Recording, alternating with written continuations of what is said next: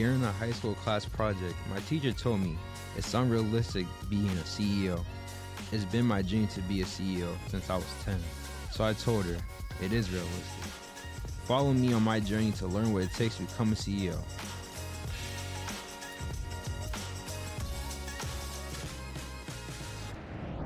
Hey guys, welcome to another episode of the Realistic CEO podcast. Today I'm here with Seth Kaye. How are you doing today, Seth? Good, Mike. How are you? Doing great. Thank you for coming on to the podcast today. Thank you for inviting me. Thank you. Yeah. The first question I want to ask you is, can you tell us a little bit about what you do as a photographer? Sure. I'm primarily a wedding and event photographer. So I spend most of my year photographing weddings, photographing private events for people, sometimes some commercial work as well. But yeah, I make my living with a camera. I have a lot of fun and it's a great way to go through life. Can you tell us a little bit about your journey, how you got to where you are today? Yeah, absolutely. So I started taking photography seriously when I was in college. And I started college pre-med, actually, something completely different. I've always been interested in the sciences. But as I got to college and succumbed to the usual freshman things that happen in college, and I realized that I didn't have the attention span to follow the hard sciences anymore. So I took various classes over the next year, became an undeclared student, as one sometimes does, and I gravitated toward the art department. And art is something I've always been interested in. I've always drawn. I was one of those kids in high school that sat in the back of the class and drew pictures of the teachers. As I took some classes, I thought, you know what, I want to do this. I've always been interested in illustration. So as I started to do that, there are different classes that you have to take. And one of them was an introductory to photography class. And everything was analog back in those days, film and chemistry and things like that. And the first time I developed a photo in a negative in the developer and everything came up in the chemistry. And I saw the first image that I took. It was like magic. Something just clicked inside of me. And I didn't know what form it was going to take, but I knew this process was going to be a part of my life for the rest of my life. And because photography was more immediate, I lost the interest in illustration at that point. I went all in on photography. And I ended up working for the campus newspaper, the Collegian at UMass. And after I graduated, I worked as a freelance photojournalist for a number of years. I was very fortunate to be able to do that. That was in the 90s. So I did some hard news. I photographed a lot of bands and a lot of concerts. That was like my personal thing that I really liked to do. And I did that in Boston. I went to New York. I went to throughout Connecticut, photographing different bands. And also there was a thriving music scene in Northampton. I lived there at the time, and I ended up photographing a whole lot of local bands. So I have an archive from that era. And years later, within the past couple of years, Smith College hired a guy that was in the scene back in the day. He ended up working at Smith College and in the library, and he's begun an archive of photographs of the local music scene from that time. He knew me from back then, so he asked me if I would contribute. So pretty much my whole archive is now at Smith College as well. And so I'm proud of that. But as I segued out of photojournalism, I did that for a number of years, and it started to affect me in ways I didn't like. I started to take things that I saw home with me. The news isn't always nice, you may have noticed. Seeing that every day, it wasn't something I wanted to do day in and day out. So I pushed photojournalism aside as much as I enjoyed the process, and almost by accident discovered weddings as something I really didn't have any interest in at the time. But I did one for a friend who said to me, he said, "Seth, we know you don't photograph weddings, but we really like your photography and we'd like you to photograph ours. And we promise not to hate you if the pictures stink." So we're still friends. So I guess I did a good enough job. And it was more fun and more creative than I anticipated it being. And that was the beginning of my most recent journey. And that was 20 years ago now. So 2025 is now my 20-year anniversary of starting my wedding photography business. Congratulations. Thanks. Like, you talked about, what is photojournalism? I've never heard of that. Oh, photojournalism, news photography. When you open up any newspaper and see photographs in there, whether it's things that happen locally, various events that go on, it could be protests, sometimes it's nice things. It's the opening of businesses. The newspaper will send a photographer out to take a portrait, for example.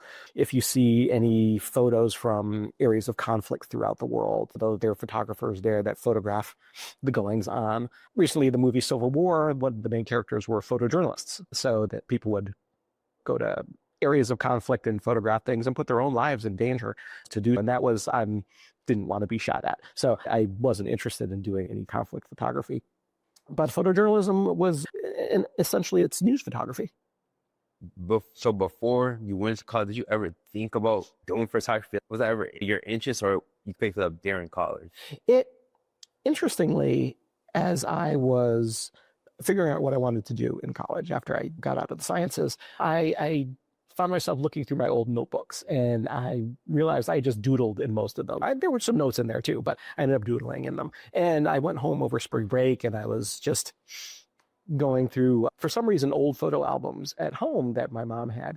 And in there were pictures from birthday parties and family vacations and such. And I realized that I had taken all of these pictures. They weren't any good. I was a kid. But photography is something that's been with me my whole life. I just didn't realize it. And after I took that introductory photography class, I thought, you know what, this is something it's always been a part of me. So I started to take it a little more seriously. And that's how that started. Were you able to take anything like that you learned from pre-med into taking photos? Oh, that's a good question. Yeah, I don't think so. No? I don't know. Maybe I was thinking but so going from wanting to start pre-med inside of college to being a photographer, what was your thought process behind the fact, other than you like, I just don't have the attention span for pre-med?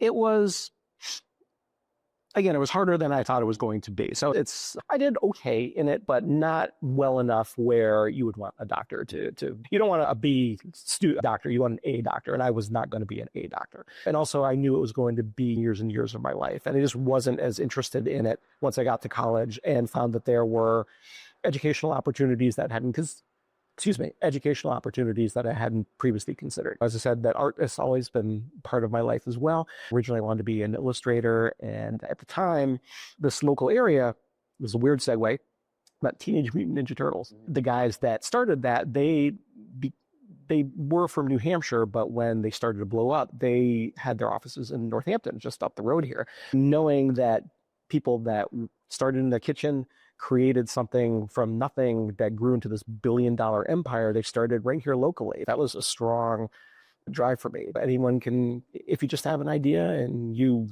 work at it, you can create something that's going to change the culture. And I didn't have any pretensions that what I am doing was going to change the culture, but I could do something for people, for individuals. As a wedding photographer, which was in contrast to photojournalism, where lots of people would see my photos. The photos I took as a photojournalist would be seen by lots of people. And for people who weren't there, they could get the information that they might not otherwise be privy to if someone, a photojournalist or another journalist, wasn't there to record it. When I started doing weddings, I could still use that documentary drive in me to do stories on a smaller scope. It wasn't for the general public, it was for families, it was for individuals. So I could still show people something about themselves, something about their family that was going to go more private rather than to the public at large. Going from freelancing in journal photography to now doing weddings and events, how are you able to build your clientele to the point where you're getting consistent clients for weddings and events? A referral base is really important. So sometimes those referrals come from wedding venues, sometimes they come from other photographers, sometimes they come from people that you just meet at various networking events. Building the client base is something that you always have to work on because you always need new clients. And so whether it's for weddings, whether it's for commercial work, there's always, the hustle never ends. Going from freelance in photojournalism to events and weddings, what were some skills that you learned throughout the year to improve your photo taking skills? Yeah, it's a great question.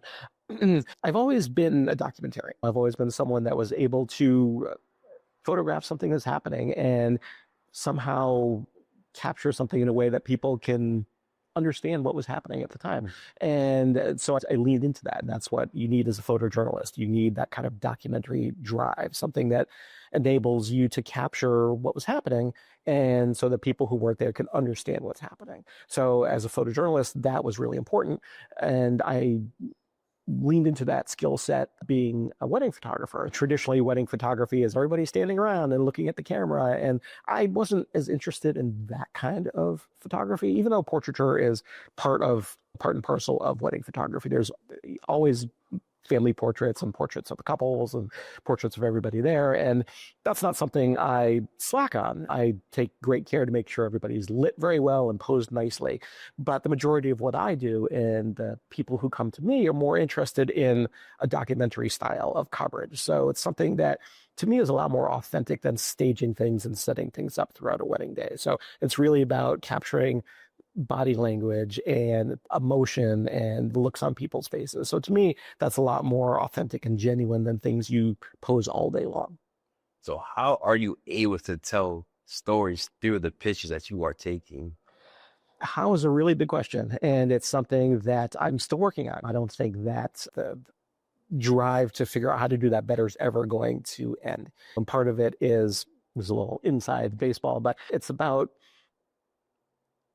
utilizing light to focus the viewer's eye on where you as the photographer want their eye to go within the frame.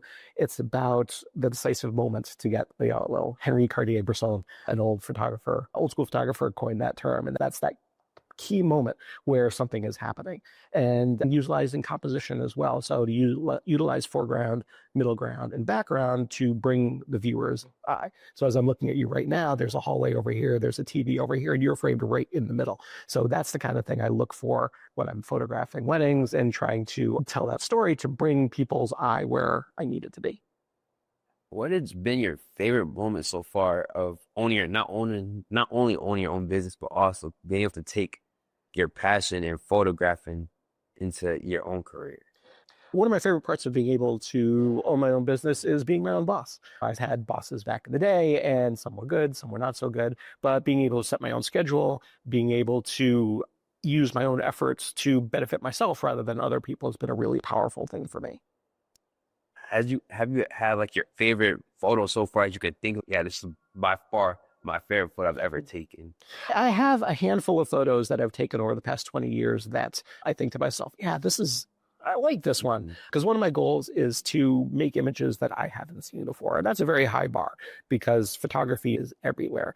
And we're inundated with images, with photography. And I think that's a good thing. I love that the art has been democratized. I love the idea that anyone with a phone can make these images and make something really compelling with it. And it's not just the technology. It's that someone with a vision can make it happen. And they don't need access to fancy tools. They can just use whatever's in their pocket and the software that's on that device to make something really cool.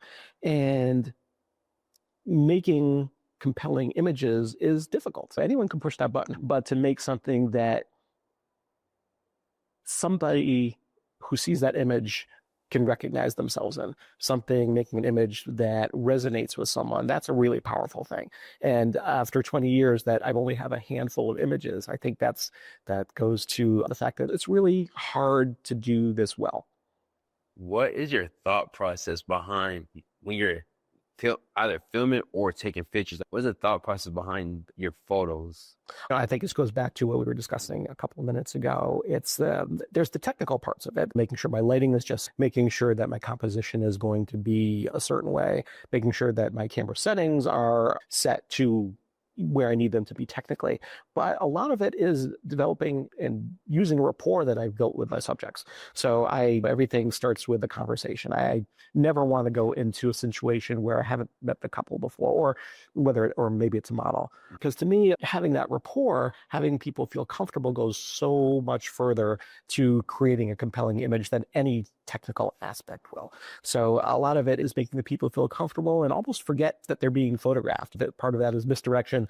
Part of that is giving easy direction if there's a specific action that I want them to perform that I can capture. Has there ever been a time where you were just at an event and you just didn't like any of the photos that you've taken? You have to come back with something. If somebody's paying you, you have to perform no matter what. There are no excuses. There are days you're on your game a little more than others. Some days you're firing on all cylinders, and other days you're wondering where your creativity suddenly went to. But I've never found myself in a position where I'm just phoning it in. I always give it my all no matter what. But there are days that are better than others. If I've hopefully had enough sleep, enough caffeine, and I can work much better in those situations. And also, too, if the people that I'm photographing give me something in return, some people are very personable, and I find I connect with them a lot more. So some people are very reserved, some people are very introverted, and that's fine. Everybody is who they are. But if someone is that way, if it's hard to get into who they are, they're harder to photograph than people who are a little more extroverted, or people who just relax into the moment and trust me to do what they've hired me to do. You talked about how when somebody hires you to take a photograph, it's easier for you to take photos of somebody that's more relaxed and in the moment rather than somebody that's more reserved. So why is it that? It's, to me, photography is it's a conversation with people. Sometimes if you're far away with a long lens, you're talking to somebody. But if you're closer up like we are now, you're having a conversation. So one of the ways I do that is to get a little bit closer, maybe with some wider angle lenses. And when you're in someone's personal space, you can converse with them a little bit more. And I think that comes through in the images. So I've learned over the years some ways to break down those barriers, because I am a stranger to a lot of people. They hire me and we show up and they want me to do a certain thing, but there are things I need from them that they don't realize. And part of that is being able to draw out of them what I need. And a large part of that is just helping them relax into it. A lot of guys are they're very stoic, or they want to present themselves a certain way. And that's fine. And sometimes we do that. But if they can let down their guard a little bit, and if it's a couple that I'm photographing, if I can get them to concentrate on each other rather than me, just have them look at each other, have them feel the moment rather than concentrate on the process, I can make some better images in that situation. What is the difference between working by yourself when it comes to taking photos at an event versus when you have a team around you you guys are doing different things? Is a little bit different. When I'm working solo, and I tend to work solo only when there's smaller events that doesn't require, say, a second photographer or an assistant. If it's just me, the pressure's on. There's no hiding. It's all on me to do. But if I have someone with me, whether it's an assistant or a second photographer, the pressure's still on me to make sure everything gets done. But I know that the person that I have come with me is someone that I trust to get an alternate angle, for example. So we can get call and response. Sometimes we could be on opposite sides of a room. Try as I might, I can't be everywhere at once. So it is helpful for larger events, for larger weddings, to have a second person. So one person can square up, another person can run around and be on opposite sides and get people's expressions. So it is a slightly different way of approaching photographing an event. So you talked about when you have a team, someone might just have like stationary, rather the other person is trying to get like the other photos that you wouldn't really be able to get. So like when you're by yourself, how are you able to balance that to a point where you're able to do both? I have to temper my clients' expectations in those ways. If it's a wedding ceremony, for example, if it's a long ceremony, I do have an opportunity to move around and get those different angles. But if it's one of those quick ones, I have to square up, lock myself down, and get the bread and butter photos. I'm not able to really try and be as visually creative because there are things I need to get, the key moments. And when I have somebody else come with me, I can either have them do the key moments and I can try to do something a little outside the box, or we can switch off and do it the other way. So it is a different approach. And again, you have to get the job done, and that's how that works. What is some advice that you would give to yourself when you first started photography? Slow down. Slow down is an advice. I would tell myself to slow down a little bit. I'm always rushing things. And if you find yourself in a situation where things aren't going as you anticipated they would, because there's always things that happen, whether it's the weather, people aren't paying attention. And sometimes you get into yourself a little bit and you want to rush things a little bit because there are timelines on wedding days that you have to adhere to. And there's a tendency to try and rush through that to maintain that timeline. But I find that I mess up more if I rush. So slowing down, taking a moment to breathe and just reset enables me to think things through a little bit more clearly. So I think that would be one of the initial pieces of advice. Just slow down. It's all going to be fine and you'll get the job done and it'll be great. So when you're taking these photos, how are you able to slow down but also get the photos that you need? It's not always easy.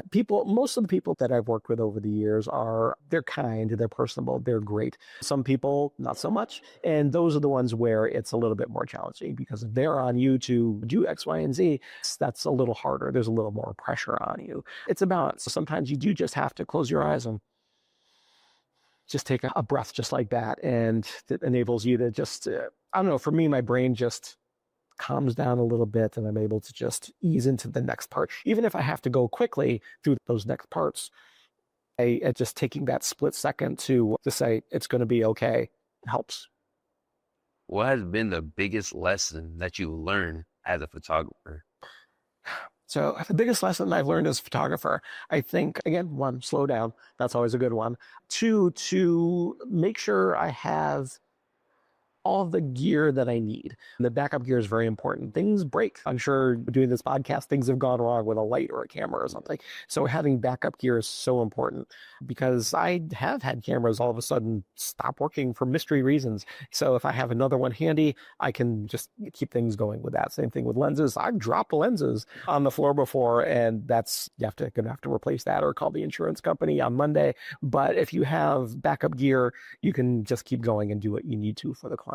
Be prepared is probably the biggest thing I've learned. What has been the biggest lesson that you learned as a business owner? Biggest lesson I've learned as a business owner, I think, is to learn how to say no. There are clients who want everything for very little. And when I first started out, you want all the business you can get. And I was there. I understand why people would do that.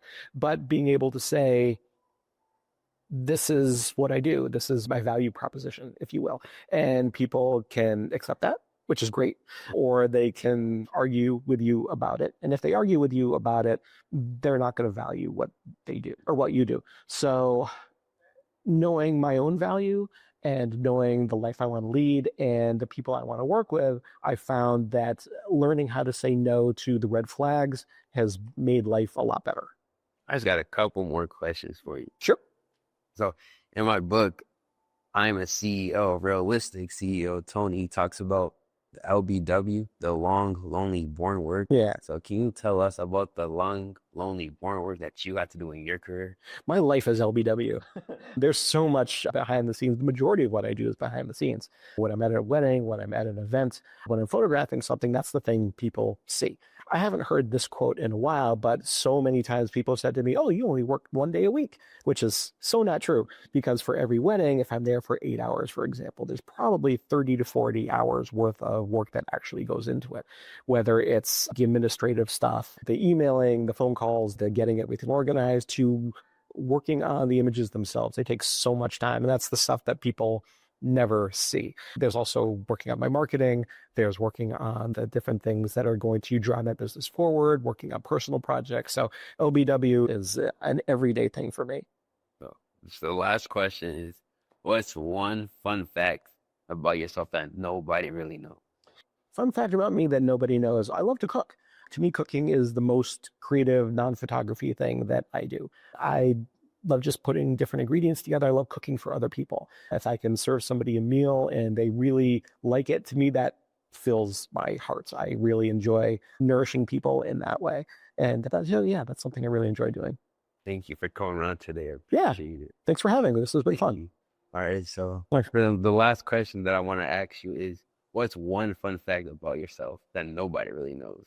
I wouldn't say this is a thing that nobody knows because I've been trying to promote it, but I have a YouTube channel. It's called Ask a Wedding Photographer. So it's an opportunity for me to talk about my opinions on photography, wedding photography specifically.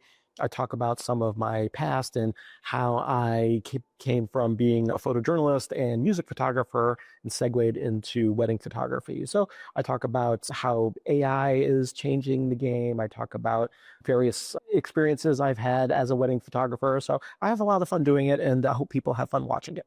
Thank you for coming on today. I appreciate it. Thank you for having me. Thank you. Thank you for tuning into this episode of the Realistic CEO podcast. Appreciate all the support that everyone has been showing.